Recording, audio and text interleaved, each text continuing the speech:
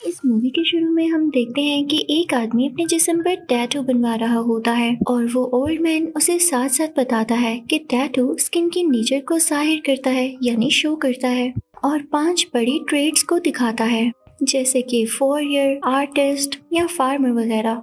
और अगर टैटू बनवाते हुए नीडल को स्किन के अंदर जाने में मुश्किल हो या आपको दर्द तो हो सकता है कि इसका ये मतलब है जो पाथ यानी रास्ता आपने चूज किया है वो आपको सूट ना करे और वो आपके लिए ठीक भी ना हो।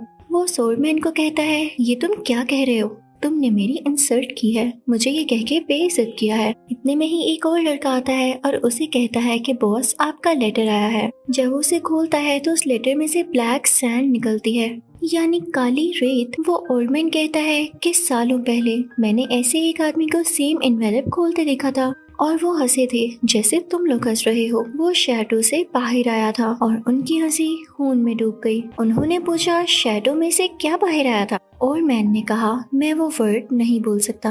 अब उस रात को उनका प्लेट मेरी चेस्ट में लग गया था और अब मेरा हार्ट राइट साइड पर है। वो दोनों जब उस मार्क को देखते हैं तो कहते हैं कि ये तो निंजा की तरह दिख रहा है, क्या तुम निंजा बोलने के लिए घबरा रहे थे? वो उसका मजाक बनाते हैं कि अचानक से उनमें से एक का सर उसकी बॉडी से अलग हो जाता है और ये सब बहुत परेशान हो जाते हैं और अपनी गन्स रेडी कर लेते हैं। इधर उधर मूव करने लगते हैं कि उसके लिए अलर्ट रहे जो इनको मार रहा है। तभी वहाँ एक वायर आती है और एक आदमी की पाँव की गिर्द लिपट कर उसको ऊपर खींच लेती है और जब वो नीचे गिरता है तो उसके टुकड़े हो जाते हैं। सब साथी ये देख के गुस्सा हो जाते हैं और बिना सोचे समझे फायरिंग शुरू कर देते हैं। उधर स्नूकर क्लब के पास खड़े आदमी का भी जिस्म 2 हिस्सों में कट जाता है क्योंकि मरने वाले के पास बहुत तेज वेपन्स थे। इसी के साथ ही हम एक और आदमी को देखते हैं जिसके पाँव एक शार्प वायर से कट जाते हैं और वो मुंह के बल गिरता है। फायरिंग करने वाले एक आदमी की तरफ निंजा ब्लेड्स आते हैं जो सीधा उसको और उसके साथियों को जाके लगते हैं जिसकी वजह से उनका खून बहने लगता है और देखते ही देखते उन सबके टुकड़े टुकड़े हो जाते हैं। लेकिन उनमें से एक बच जाता है। वो कहता है,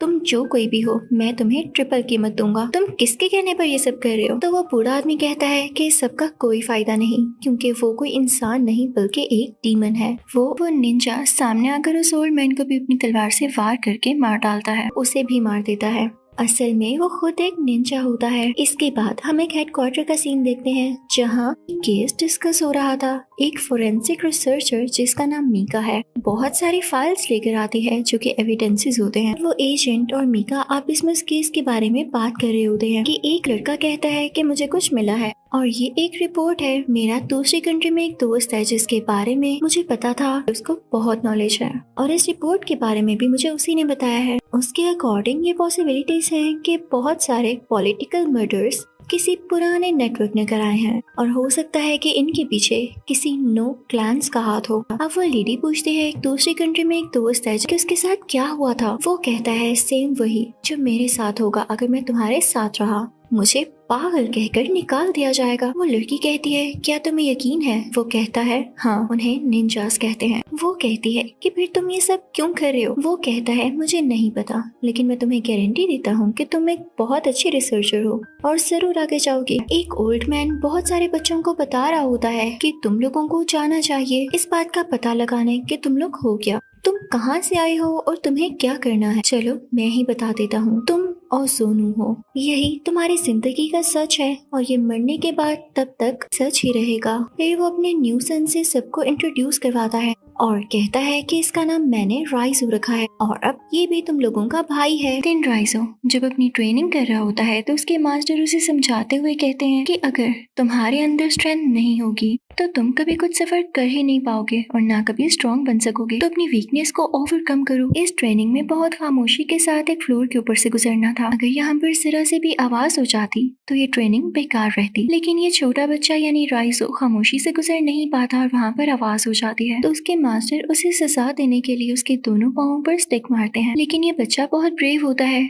उस वक्त इसके पाँवों से खून निकल रहा होता लेकिन फिर भी ये बच्चा अपनी ट्रेनिंग को पूरा कर लेता है। टाइम में हम इस लड़की को देखते हैं जो कि अपने वेपन्स के साथ ट्रेनिंग कर रहा होता है। यहाँ पर इसको एक पास्ट का टाइम याद आता है जब ये बहुत यंग हुआ करता था। यहाँ पर 2 लड़के आपस में लड़ रहे होते हैं क्योंकि ये निंजा ट्रेनिंग जो हो रही थी। मरने वाला लड़का जब नीचे गिरता है तो उसका मास्टर उसके पेट में हाथ डालकर उसका खून निकाल देता है। इससे वो काफी जख्मी हो जाता है। उसका मास्टर उस लड़के से कहता है कि यही असली पेन है, पेन को बर्दाश्त करना सीखो, तुम्हें हारना नहीं चाहिए था। उसे पनिशमेंट के तौर पर एक कमरे में बंद कर देता है ताकि वो जान सके कि पेन असल में होती क्या है। उसको खाना भी नहीं दिया जाता। अब राइजो एक छोटा सा बच्चा होने के बावजूद पहले से भी ज्यादा ट्रेनिंग करता है। यहाँ पर उसका पास्ट ही बताया जा रहा है। यहाँ पर वो एक बच्चे के साथ लड़ने लगता है, किसी ऐसे वेपन के साथ जो कि बहुत शार्प होता है। उसके साथ एक शार्प वायर भी लटक रही होती है। लेकिन इस फाइट की अलग बात ये थी कि दोनों बच्चे जब लड़ रहे थे तो इनकी आंखों पर पट्टी थी। फाइनली राइजो दूसरे लड़के के पांव पर अपनी वायर को फंसाकर उसे दूर उठाकर फेंकता है। इस तरह से राइजो ये लेवल यानी राउंड जीत जाता है।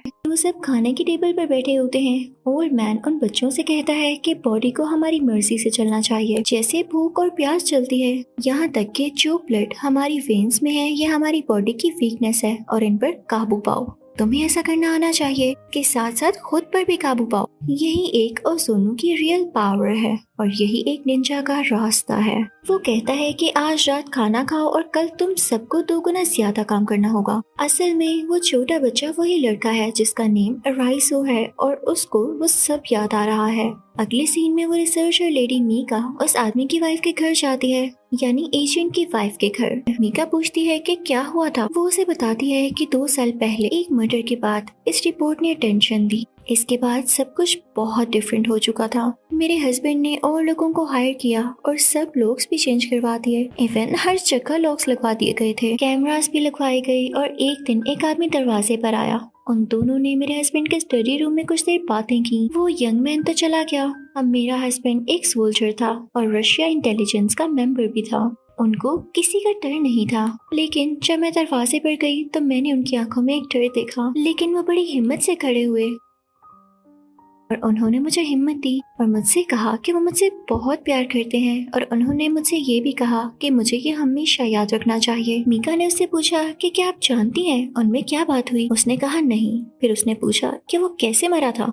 वो बताती है कि लाइट्स ऑफ हो गई थी। तुम पहली रिसर्चर हो जिसने मेरे हस्बैंड के बारे में पूछा और उनके केस को सीरियस लिया है। ये जानना अच्छा होगा कि वो किसी वजह के बगैर नहीं मरा। तो मीका कहती है यानी वाकई उनके मरने के पीछे कोई रीजन थी। अब वो उसे एक बॉक्स देती है और कहती है कि वो चाहता था कि ये आप देखें। मीका वो बॉक्स खोलती है तो उसमें कुछ फुटेजेस होते हैं। वो जब उनको प्ले करती है तो उसमें वही लड़का दिखाई देता है जिसका नाम राइसो है। राइसो को वो सब याद आता है कि कैसे उस ओल्ड मैन ने उसकी ट्रेनिंग की थी। अगले सीन में मीका उस एजेंट की वाइफ के बारे में सर्च कर रही होती है। उसका कुलीग आकर उससे पूछता है तुमने एजेंट के साथ बहुत काम किया है और उसके साथ लंच भी किया था। वो कहती है कि तुम ये सब कैसे जानते हो। हाँ, हम कभी कभी एक साथ लंच कर लेते हैं और ये आमतौर पर तभी होता है जब हम एक साथ कोई काम कर रहे हो। यहाँ पर किसी दूसरे एजेंट की बात हो रही है जिसका नाम एजेंट मोस्लो है। अब उसका कोलीग मीका से पूछता है कि क्या उसने कभी आपके साथ ऐसा बिहेव किया जो आपके लिए बहुत डिफरेंट हो और आपको वो ठीक न लगे। तो मीका कहती है नहीं।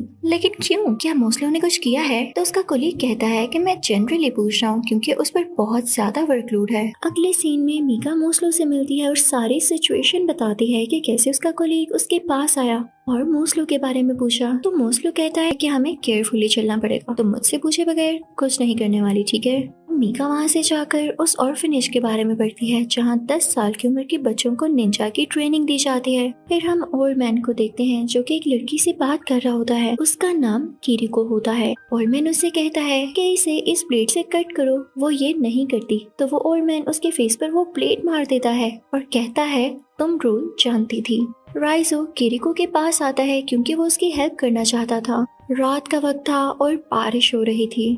किरिको भाग रही थी और राइजो भी उसके पीछे भागता है। वो उसे कहता है कि तुम ये सब क्यों कर रही हो। वो ओल्ड मैन तुम्हारा हार्ट निकाल लेगा। किरिको कहती है कि वो ऐसा नहीं कर सकता। वो उसे भी अपने साथ आने को कहती है लेकिन वो कहता है कि मेरी जिंदगी यही है। ये कहकर वो चली जाती है। अब कुछ देर बाद राइजो के हाथ में हम मीका की पिक्चर देखते हैं। इसके बाद हम देखते हैं कि वो एजेंट और मीका आपस में मिलते हैं। वो एजेंट मीका से कहता है कि तुम अपना बैग पैक करो और हॉलीडेज पर चली जाओ। साथ में वो उसे एक गन भी देता है और कहता है कि अनट्रेसेबल है और इसका कोई सीरियल नंबर भी नहीं है, तो ये तुम्हारे पास रखना सेफ है। अब मीका अपने ऑफिस जाती है तो वहाँ उस पर कुछ निंजास अटैक कर देते हैं। तो राइजो उसे बचाने आता है। वो उसको बताता है कि ये सब तुम्हें मार डालेंगे। इसके बाद हम देखते हैं कि वो दोनों कार में जा रहे होते हैं। तो मीका उससे पूछती है कि हम कहाँ जा रहे हैं। वो हमारा पीछा कर रहे हैं। राइजो कहता है कि मैं जानता हूँ वो हमारा पीछा कर रहे हैं। मीका कहती है कि मैं उन्हें देख नहीं सकती। वो कहता है वो हमें हमारी सेंट से ढूंढ लेंगे। वो खुद को राइजो से इंट्रोड्यूस कराती है। वो उसे कहती है कि अच्छा तो तुम एक ऑर्फन हो, राइट? मीका मुझसे पूछती है लेकिन तुमने मुझे क्यों बचाया? अब यहाँ पर राइजो को कुछ फ्लैशबैक आते हैं और उसे सब याद आता है जब ओल्ड मैन ने उस एक आदमी के बारे में कहा था जिसने गोल्ड वॉच पहनी हुई थी। राइजो उसे मार देता है और वो गोल्ड वॉच उस ओल्ड मैन को दे देता है। ओल्ड मैन उसे कहता है कि तुमने सच में प्रूव किया कि तुम ही मेरे असली बेटे हो। इसके बाद वो उसे किरिको को मारने का कहता है क्योंकि उसने ऑर्फनेज से भागने की कोशिश की थी और कहता है कि यही असूल है कि जो ऑर्फनेज से भागेगा उसे मार दिया जाएगा क्योंकि वो धोखेबाज होता है। लेकिन ये बात कुछ ठीक नहीं थी, इसलिए राइजो उस लड़की को नहीं मारता बल्कि उस ओल्ड मैन को मारता है। तो वो सब मिलकर उस पर हमला करते हैं और वो बिल्डिंग से पानी में गिर जाता है। राइजो ये सब मीका को बताता है। मीका कहती है क्या तुम मदद मांग रहे हो? वो कहता है नहीं, मुझे ओजुनो को ढूंढने में तुम्हारी हेल्प चाहिए।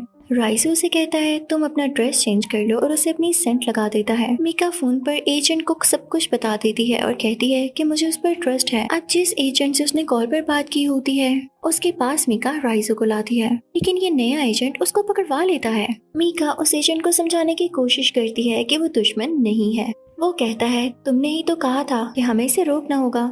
मीका उसे रोकने की बहुत कोशिश करती है और वो कहती है लेकिन ये ऐसा नहीं है। तो वो उससे कहता है मेरी बात ध्यान से सुनो, कोई तो है जो इस लंबी टूर को और खींचना चाह रहा है। मीका कहती है कि वो लोग उसे मारना चाहते हैं, वो सालों से उनसे फाइट कर रहा है। वो कहता है मुझे तुम पर यकीन है। अब अगले सीन में मीका राइजो को पानी पिलाती है और बताती है कि मोस्लो भी तुम्हारे साथ है और तुम्हारी हेल्प करना चाहता है। इसके बाद हम देखते हैं कि वो सब निंजास वहाँ अटैक कर देते हैं। वो वहाँ पर खड़े हुए सिपाहियों पर अटैक करके किसी की गर्दन काट देते हैं तो किसी पर फायरिंग शुरू कर देते हैं। वो अपनी स्वर्ड का यूज करते हुए उनकी चेस्ट पर अटैक करते हैं। इससे हर तरफ खून बह जाता है। निंजास ने अटैक इसलिए किया होता है क्योंकि वो राइजो को मारना चाहते थे जेल के अंदर, क्योंकि ये उनका रोल था कि जो उसकी बात नहीं मानता उसको मार दिया जाता है, चाहे वो उनका अपना ही साथी क्यों ना हो। मीका जल्दी से उसकी हथकड़ी यानी हैंडकफ खोलती है और उतनी ही देर में वहाँ पर एक और असैसिन आ जाता है। कि राइजो की हथकड़ी खुल चुकी थी तो वो मीका को भी उन लोगों से बचाता है। उस असैसिन को भी दीवार पर मारता है, इससे वो असैसिन भी मारा जाता है। ये दोनों बाहर आ जाते हैं लेकिन रास्ते में भी बहुत से असैसिन्स इन पर अटैक करते हैं। राइजो वहाँ पर मीका को उधर से जाने का कहता है, ये कहते हुए कि मैं यहाँ संभाल लूंगा, तुम जाओ। मीका उन सब से बचकर गाड़ी में भाग रही होती है। वहाँ पर एक बार फिर से बहुत जबरदस्त फाइट दिखाई जाती है जहाँ पर राइजो निंजा से लड़ता हुआ दिखाया जाता है। वो अपने वेपन्स का बहुत अच्छे तरीके से इस्तेमाल करते हुए सारे असैसिन्स को एक एक करके मारता जाता है क्योंकि राइजो वाकई एक बहुत अच्छा असैसिन था। वो निंजा राइजो को मारने ही वाला था कि मीका ने उसे कार से टक्कर मारते हुए राइजो को बचा लिया। अब राइजो बेहोश पड़ा होता है लेकिन मीका उसे कहती है कि मुझे पता है कि मेरे कहने से कोई फायदा तो नहीं होने वाला क्योंकि तुम होश में नहीं हो। मैं सिर्फ एक फोरेंसिक रिसर्चर हूँ। ये कहने का एक अच्छा तरीका है कि मैं एक लाइब्रेरियन हूँ। मैं अपनी तरफ से कुछ नहीं कर सकती कि तुम्हारी मदद कर पाऊँ। मैं बस अपनी जान बचाने के लिए तुम्हें थैंक्स बोलना चाहती थी। इसके बाद हम देखते हैं कि वो ऑफिसर्स उसे ट्रैक करके पकड़ने आते हैं तो वहाँ मीका उनसे कहती है 10 मिनट पहले वो उसे ले गए। वो निंजास राइजो को पकड़ के उस ओल्ड मैन के पास वापस ले आते हैं। अब वो ओल्ड मैन उसे मारने के लिए बांध देता है और कहता है कि आज सब देखेंगे और इसकी मौत का टाइम सालों तक याद रखेंगे। क्योंकि ओल्ड मैन यानी उसके मास्टर ने उसे पकड़ लिया है, जरूर अब इसे बहुत बुरे तरीके से पनिश करेगा। तो राइजो का मास्टर राइजो के पेट में अपनी उंगलियां घुसाकर अपनी उंगलियों को बहुत बुरे तरीके से मोड़ने लगता है ताकि राइजो को दर्द हो। लेकिन राइजो बहुत ब्रेव होता है और दर्द को बर्दाश्त करता है। यहाँ पर एजेंसी के लोग आकर फायरिंग शुरू कर देते हैं जिसकी वजह से सब लोग इधर उधर भागने लगते हैं। मीका भी यहाँ पर राइजो की रस्सी को खोलकर उसे फ्री कर देती है। एजेंसी लोगों से लड़ रही होती है लेकिन राइजो अपनी उसी ट्रेनिंग यूनिट जाता है जहाँ पर वो हमेशा से ट्रेनिंग करता था। तभी वहाँ पर और निंजास भी आ जाते हैं और ये वही निंजास होते हैं जिनके साथ इसने बचपन में ट्रेनिंग की होती है। ये सब कहते हैं कि हम पहले की तरह दोबारा फाइट करेंगे। यहाँ पर इनमें फाइट शुरू हो जाती है। यहाँ राइजो अकेला होता है जबकि उसके चारों तरफ निंजास होते हैं जो कि उस पर मुसलसल अटैक कर रहे होते हैं। पहले तो राइजो उनके अटैक से बचता हुआ हवा में उड़ता है और फिर नीचे आकर एक एक करके उन निंजास को मारने लगता है। वो आता है सीनियर निंजा के पास और अपने वेपन का यूज करते हुए उसकी उंगलियां काट काट देता है। वो निंजा अपने दूसरे हाथ से एक वेपन उठाने लगता है। राइजो उसके हाथ पर दोबारा अटैक करता है, उसकी गर्दन काट देता है। उसने उसको बहुत बुरी तरह से मारा होता है क्योंकि जो उसके पास शार्प वेपन होता है वो उसने उसकी गर्दन में घुसा दिया था। अब राइजो की आखिरी फाइट होती है उसके अपने ही मास्टर यानी उस ओल्ड मैन के साथ, और ये वही जगह होती है जहाँ पर वो खामोशी से चलने की ट्रेनिंग किया करता था क्योंकि राइजो एक स्टूडेंट था और वो ओल्ड मैन उसका मास्टर। तो राइजो कभी भी मास्टर से आगे नहीं निकल सकता था। वो मास्टर उसे बार बार मारने लगता है, उस पर वार करने लगता है और राइजो उसे कुछ भी नहीं कह पाता। लेकिन फिर राइजो हिम्मत करके अपने मास्टर पर अटैक करता है और इसके पास से बहुत तेजी से गुजरता है ताकि मास्टर उसे रोक ही ना सके, और ऐसा ही होता है। इतनी ही देर में एजेंसी के कुछ लोग वहाँ उसे बचाने के लिए पहुँच जाते हैं। राइजो उस बूढ़े आदमी से फाइट कर रहा होता है तो मीका उसे बचाने आती है, तो वो ओल्ड मैन मीका को भी मार देता है और आखिरकार वो अपने मास्टर के कंधे यानी शोल्डर में तलवार मारकर उसे भी बहुत बुरे तरीके से मार डालता है। लेकिन लकीली मीका अभी जिंदा थी। अब लास्ट सीन में राइजो को वो सीन याद आता है जब किरिको ने उसे अपने साथ भागने को कहा था। लेकिन इसी फ्लैशबैक के साथ मूवी यहीं पर एंड हो जाती है। Thank you for watching.